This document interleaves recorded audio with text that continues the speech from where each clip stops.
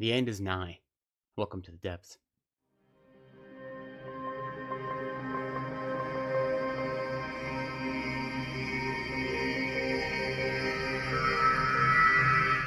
Hello, welcome back to Reading from the Depths. My name is Lecton. Thank you so much for spending some time with me today. So, it is the middle of the month, middle of March, time for my mid-month check-in, let you know what I've been up to the last 2 weeks, both in terms of my reading life and also just life in general.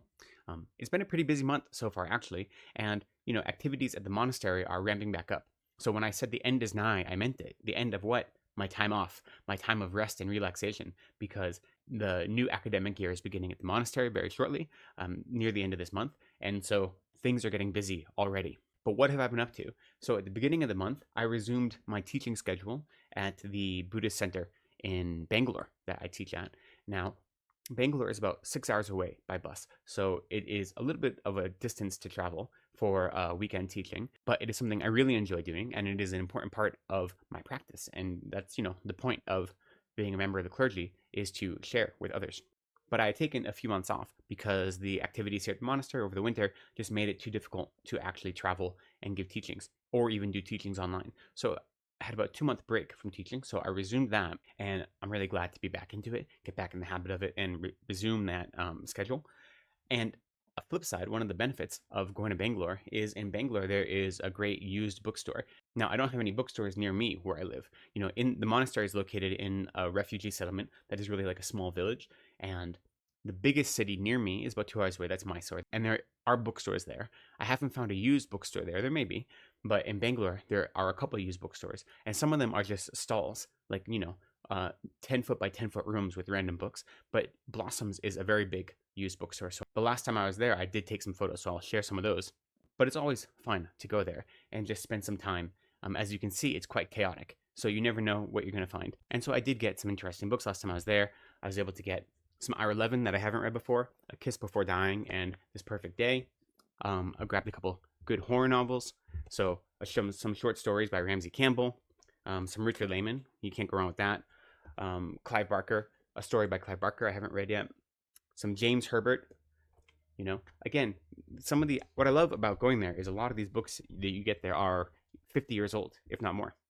And for like the actual books, like the physical copies of the books. I don't mean their original publication date. I mean like the physical copies you get often are older than me. I grabbed some good John Wyndham. Most of this I only have digitally. So of course Day of the Triffids, and then the Midwich Cuckoos and the Secret People. And then something I was able to get, and these I can't find a lot of digital copies of. So I was very excited for some non-Dune Frank Herbert, which a couple people have recommended to me to read more Frank Herbert outside of the Dune series. So I was able to get The Godmakers, as well as Destination Void, and The White Plague, and then I. So a number of non-Dune Frank Herbert, and a bunch of other sci-fi, horror, everything mixed together. So that was a very fun trip.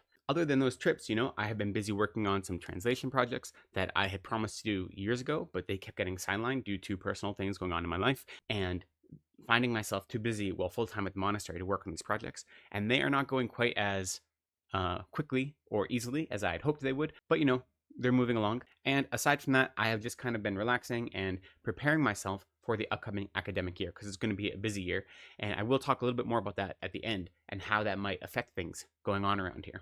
Let's get to my bookish life. So on the channel, I did release 2 videos in the last couple weeks that I was really proud of, and things I've been meaning to do for a while.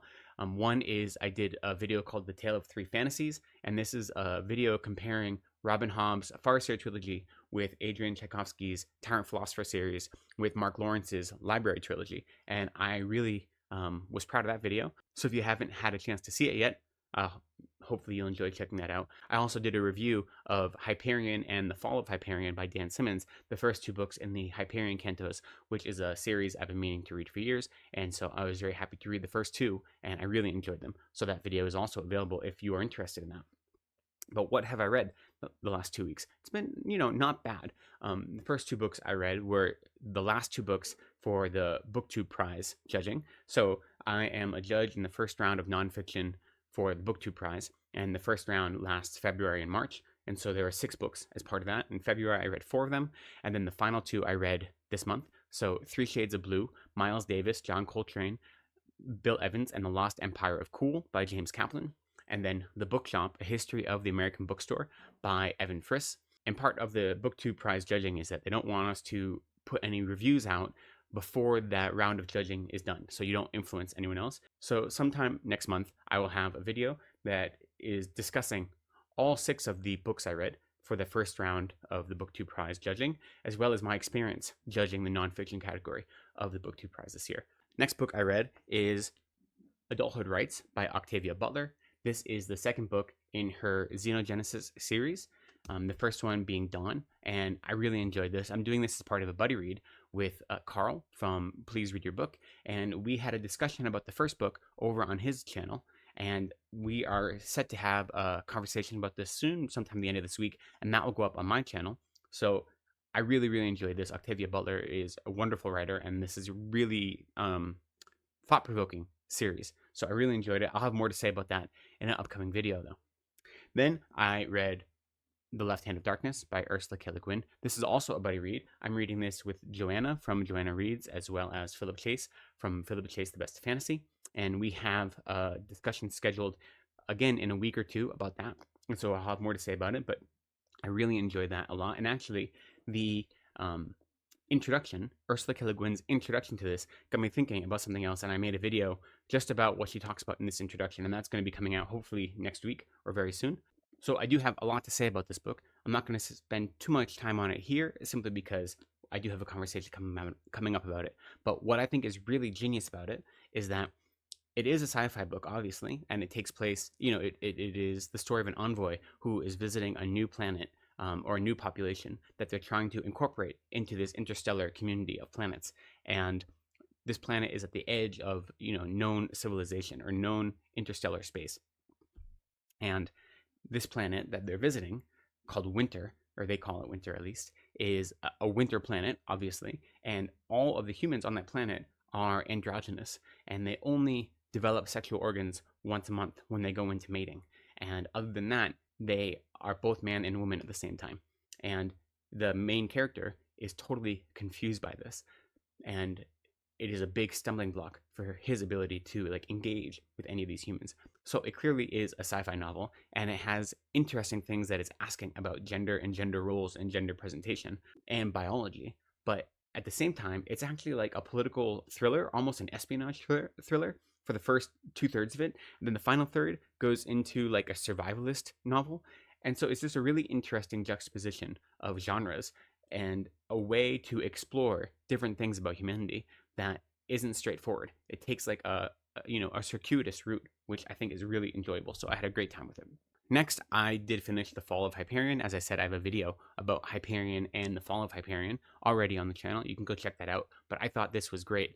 What I really appreciate about this is that, Hyperion is written in a very specific way. It is made up of a group of pilgrims, and each of them tells their story to one another. So it is a bunch of different vignettes that are tied together as part of this pilgrimage. When you get to this next book, it doesn't follow that format at all. It totally shifts gears, and it gives you a more omniscient third-person perspective, but the reason and the rationale and the kind of literary technique used to connect this book to the first book, I think is really genius. So as soon as you figure out what's going on in this book and how it connects to the first book, I was won over right away. So you can see all my thoughts about Hyperion and The Fall of Hyperion in that video. The next book I finished is A Drop of Corruption by Robert Jackson Bennett. This is the second book in the Shadow of the Leviathan series, also called the Anna and Din Mystery series, and I received a complimentary copy of this in exchange for a review, and so I do have a review coming out because I really enjoyed it. I thought it was great. The two characters, Anna and Din, are a very much Sherlock Holmes and John Watson pairing, but it's set in a fantastical world that is different than our own. Part of the reason I was excited to read this now is part of March Mystery Madness, but also I really enjoyed the first novel. This one I think is also good. I think it has a really solid mystery story at its heart. I think the characters are exciting and fun. The world is interesting. I will say that a lot of the character development and the world building was done in the first novel, and this one you kind of inherit it, and it doesn't push the character development and the world building as much as I would have liked, but I already really enjoyed the world and the characters, and so even pushing on the boundaries of it a little bit was still fun. So I had a really good time with this. So if you're looking for a fresh take on a traditional mystery story, something that is both familiar and new at the same time, I think the Shadow of the Leviathan series by Robert Jackson Bennett is a really good place to go. The first one is called The Tainted Cup, and this one is A Drop of Corruption, and a lot of fun.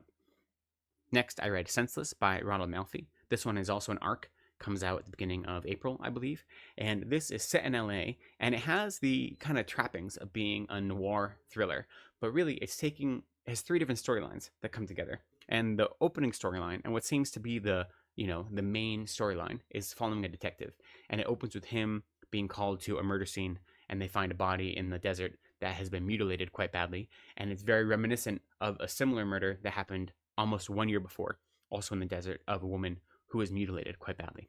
And so he is investigating this murder and trying to connect it, obviously, to the murder that happened a year before. And now, as a result of that murder that happened the year before, you find out some shadowy things about his past that he's trying to hide. So trying to move forward and investigate this murder while also being wary of, the things he's done in the past, balancing that is kind of his story. Now, add into that, as a character, he has recently lost his wife, and so he's haunted essentially by this loneliness that has overwhelmed him. That's the kind of the main storyline. Then the secondary storyline is a young woman who just moved to LA from Wyoming, and she's only been there about a year, but she's engaged to this, hotshot movie producer, and his son from a previous marriage returns home, and due to events that go on, she believes that the son had something to do with this murder out in the desert. And so the kind of secondary storyline is her trying to figure out what to do about this knowledge, about these fears, about these concerns, because no one really takes her seriously. So trying to balance her own sense of safety and identity in this new place with this new fiance, and all of a sudden this potential stepson who may or may not be a murderer. And then the third storyline is of a young man who calls himself the Human Fly. And it's very clear right from the beginning that he is mentally ill, and he isn't taking his medicine anymore. And he meets a woman at a club who he believes is a vampire, and he wants her to change him into a vampire, and he becomes obsessed with her. So these three stories intersect, obviously. And so I think this sells itself as a noir, right? A horror noir. But really, it's a psychological thriller, seeing how these three things intersect. I enjoyed it. I thought that the atmosphere was really good. I thought the change in writing styles across the three different voices was effective and well done. The writing itself was clear. It was compelling and propulsive. I think I wanted more of the mystery. I think the detective didn't do a whole lot. I think that he didn't do a whole lot of detecting, that the kind of answers fell into his lap one at a time. So we didn't really spend a lot of time with him, because whenever you were with him, he wasn't doing anything. He was just waiting for one of the other characters to tell him something. So that was a little bit disappointing. I would have liked to spend more time with the detective and for him to actually do some detective work. In the middle of the book, you have a whole flashback to the murder case that happened a year before. And that is when you get to spend the most time with this detective. And I really enjoyed that part of it. That is the part that really gave me this feeling of a crime novel mixed with a horror novel. The rest of the novel had crime novel vibes, but it really was a psychological thriller, which is fine. It just wasn't what I was expecting going in. I was expecting more of a mystery novel, and it isn't quite that. I don't know if I'm going to do a standalone review on it. I don't know if I have more to say than I just said, but we'll see.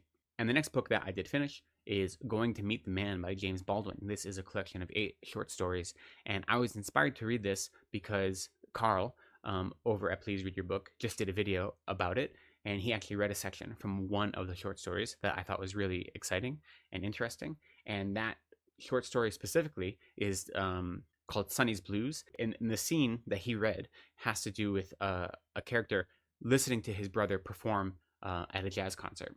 And having just read 3 Shades of Blue by James Kaplan, which is all about the jazz scene, and specifically Miles Davis, seeing how he wrote about jazz in that nonfiction book, and then hearing James Baldwin write about jazz, and the experience of participating in a jazz concert was wildly different. So having Carl's recommendation for this book, and having just read this whole nonfiction book about jazz, I wanted to read the rest of the short stories. So I read it, and I thought it was really, really wonderful. I think James Baldwin's writing is phenomenal. He manages to balance this kind of inner conflict that is at the heart of so much humanity. And throughout all these stories, you always see this conflict, right? Of whether the stories are looking at race relations or gender relations, or what it means to be in a family, what it means to be a son or a father.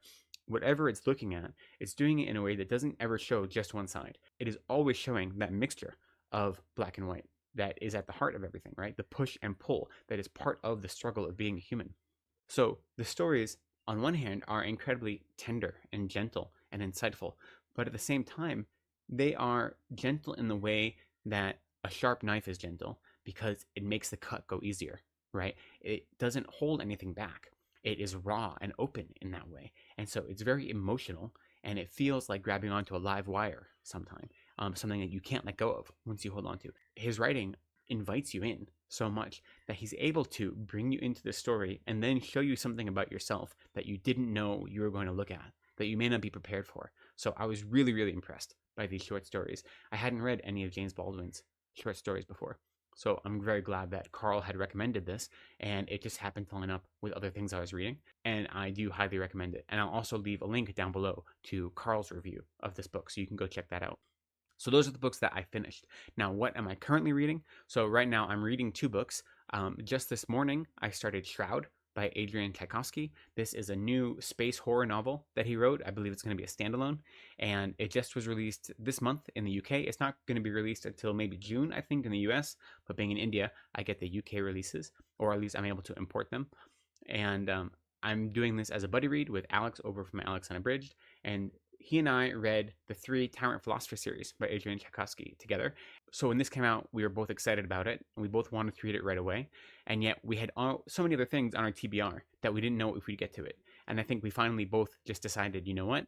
Mood reading is important. It keeps you going. And so sometimes the TBR can be shifted around a little bit to bring in things you want to do. So I just started this today. I'm only 30 pages in, but already I'm having a great time with it. And then I'm also reading this collection of short stories. The Future is Female. This is a collection of classic sci-fi short stories, all written by women. So this one starts from the pulp pioneers up through Ursula K. Le Guin. So from the 1920s up till 1969. And then the next volume, which I'm not reading yet, but volume 2 starts from the 1970s and goes from 1970 onward. So I've only read 5 stories so far out of this collection, but I'm really, really enjoying it. And the overwhelming majority of the authors in this I've never heard of. I think I've only heard of 3 of these authors before, so I'm really excited to keep reading it. I will say what I really enjoy about collections like this, especially ones that curate stories chronologically, is seeing how the stories develop and change in tone and in approach and in style across the decades. So I'm really enjoying this, and I look forward to eventually getting into the second volume as well. So those are the books that I am reading right now. Now I do have a couple books in the queue for the rest of the month, a few more advanced reader copies. I think I mentioned these earlier in my video last week, but one is called Bat Eater and Other Names for Cora Zen by Kylie Lee Baker, and this is a horror novel, and it sounds really interesting. So that's coming up, as well as A Staircase in the Woods by Chuck Wendig. So those are 2 advanced reader copies that are coming up. On top of those 2, I do intend to read The Mad Ship by Robin Hobb. This is the second book in the Live Ship Trader series. I finished the first book last month, and so I hope to finish this book this month. We'll see. You know, whenever you start a book that is this big, it's really intimidating, right, to even start it. But my plan is to finish this month. That may not happen, but at least I will hopefully start it this month. Continuing the idea of March Mystery Madness, I also do hope to read Osgood Is Gone. This is the first book in the Spectral Inspector series by Cooper S. Beckett. I've had the first 3 books in this series I've had for over a year, and I just haven't found time to read them yet. And so one of my commitments for 2025 was to read this series, and I think this month is a good time to start. So that is a hope. Don't know if it'll happen. A hope. And then to continue with some more mystery novels to celebrate March Mystery Madness. If I have time, I do hope to read The Devil's Flute Murders by Seishi Yokomitsu. He is a very prolific mystery author from Japan, mid-20th century, inspired by Agatha Christie and so on. I've read one of his novels so far, and I have another half dozen of them, so I'm looking forward to reading some. And then the only other thing that I have in my queue, and I don't know if I'll get to it, but this is a collection of short stories called Celtic Weird, Tales of Wicked Folklore and Dark Mythology. And so this is in celebration of the Celtic Readathon this month. I don't have my physical copy yet. I've ordered it. This is from the British Library. These books are published, and so it's imported, and it is in the mail coming to me. So hopefully I will receive it before the end of the month. And, you know, I like to have a short story collection on the go while I'm reading a novel. So hopefully by the time I finish my collection of sci-fi short stories, then this will come. And so once I finish that collection, I'll start this one. And that will be my way of celebrating or participating in the Celtic Readathon this month. But that is all I have planned for the rest of the month. It is an ambitious group of books considering that the academic schedule is starting again. And so what does that mean for me? You know, the academic schedule means that from basically 5 a.m. to 11 p.m., I am busy. And I have to find little snippets of time here and there to do anything other than, full-time monastery work.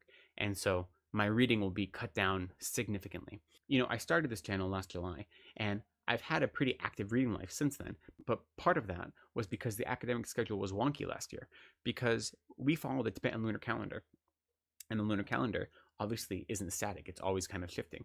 And last year, to make up for the weirdness of a lunar calendar, there were 13 months in the calendar last year, not 12. So since there were 13 months, one of the months was repeated. And so the way we studied was kind of spread out. So everything was a little more relaxed last year than it normally is, just because we had 13 months instead of 12 to study in. So this year, everything is going to be turned up a little bit, and I don't anticipate nearly as much free time. Obviously, I won't be reading as much. And in terms of the channel, when I started the channel, I had intended to do 2 videos a week, or that was my goal. One of them being a book review, and one being something else, whether it be a tag, or whether it be a check-in, or, anything like that. And I very quickly fell into doing 3 videos a week, sometimes 4, mostly because I had so many advanced reader copies that I had committed to do reviews for, and they kind of piled up. And I've been really good at weeding those out. I think I only have a dozen advanced reader copies that I haven't read, and that is between now and September or October. So those are spaced out over the next couple months, and so that means I don't have as many kind of obligations. And considering how busy I'll be, I don't anticipate being able to keep up the schedule I've been keeping up, and that's fine. What I do want to try to do is do more tags, and I know people in the booktube community really enjoy tags, and whenever anyone tags me, I have a list of ongoing tags. Now, as I've said before, I prefer doing tags that aren't just me listing different books I like. For me, that is not especially interesting to do over and over and over again. Once in a while, those tags are fun, especially if the prompts are interesting or clever. But to do it over and over and over again, for me, in terms of creating content, isn't very interesting to me. But when there are tags that ask you questions about yourself, or about your reading habits, or about your understanding of something, those are a lot more fun for me. Yet, I don't always have time to do them quickly or easily. So I do have a handful of tags that I've been tagged in that I would like to make videos for. They haven't happened yet. It's hard to know how much people like tags or don't like tags. If you want to see me do more tags, let me know. Both tag me in videos, and also just let me know in my comments that you think these tags are interesting, because I don't always see all of them. So I would love to hear your opinion on them. If you want me to do more tags, what tags do you want? What do you find interesting? Because I do enjoy making videos, but I make them so I can share a little bit of myself with you. So if people are interested in those things, let me know, and I will see what I can do. The one thing I would really like your help on is, if you've been following my channel for any period of time, you know that I have an ongoing series called The Buddhist Path in Fiction. Right now it's dedicated to Stephen King, but in the future it's going to be opened up. And the intention of the series is to model my way of reading, my way of intimate reading, deep reading, where no matter what I'm reading, I try to make it meaningful to my life, and see how whatever that piece of fiction may be gives me an opportunity to learn something new about myself. And so right now I'm going through a number of Stephen King novels to do that. I've done 4 of them so far, I think. Well, I think there are 5 videos. The first one was an introduction to the series, and the other ones are novels. The most recent one that came out this month was on Revival. I really love Revival. I think Revival is a great novel. I have one on the schedule for next month, but it's on the calendar. I haven't read a book for it yet. Whenever I do these videos, I reread whatever novel it's going to be. And when I had started this series, my intention, at least for the Stephen King series, is to go in a particular order in terms of different Buddhist topics that I wanted to explore through those books. And so there's a specific Buddhist topic, particularly it's going to be the Buddhist topic of karma, that I want to explore in the next video if I'm going in this sequence. And I had chosen a novel that I thought would be a good way to talk about karma, and I was wrong. So now I'm not quite sure what book I'm going to read next, and if I am really dedicated to maintaining this order or sequence of topics, or if I just want to choose a novel and go into it and see where it brings me. So if you have any particular Stephen King novel that you would like to see me do a deep dive on, let me know. Because right now I have not yet made a decision about what I'm going to read for next month's video. And so if anyone has an opinion, I'd love to hear it. If there is any particular Stephen King novel that you would like to see me do a little bit more in-depth exploration of, then let me know. The one caveat is I won't do anything that is a sequel, so none of the Dark Tower series, just because you have to kind of go in order to do all those. And so other than The Gunslinger, I probably won't take the latter half of those, or, Black House, or anything that is a sequel. Dr. Sleep even, maybe Dr. Sleep. But anything that's a sequel I probably won't do, at least not right now, unless I've done the first one already. But other than that, I'd love to hear your opinion. If there's something that you are interested in, let me know. And with that, I think that's all I have for you today. It's already gone on long enough. I'd love to hear your thoughts about any of the books I've read, any of the books that are coming up, anything I talked about. I'd love to have a conversation going down in the comments. So I look forward to hearing from you. But for now, I'll say thank you for spending some time with me today. I appreciate you. Please be kind to yourselves, take care of each other, and go slowly.